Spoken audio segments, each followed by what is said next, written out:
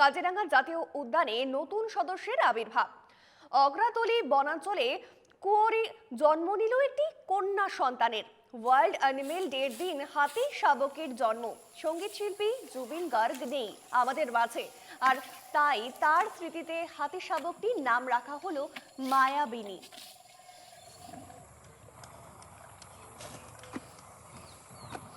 পাৰোঁ কি আমাৰ এটা ভাল সুযোগ পালোঁ কি আমাৰ ৱাইল্ড লাইফ উইকত আৰু যোৱাকালি সেইটো ৱাইল্ড এনিমেল ডে আছিলে, সেইটোতে আমাৰ কুঁৱৰী কৰি যে হাতী আছে তাৰ মানে সেইটো ছেকেণ্ড সেইটো পোৱালি তাতো জন্ম ল'লে 12টা বজাত ৰাতি। আৰু তাৰপিছত গোটেই আমাৰ ষ্টাফে সেইটো ভাবিলে কি এইটো এটা যিহেতু এটা ফিমেল, তাক আমি এটা ভাল নাম দিওঁ। তাৰপিছত আমাৰ অনাৰেবল মিনিষ্টাৰ ছাৰে আৰু চবে মিলি এইটো মায়াবিনী নামটো দিয়া হ'ল।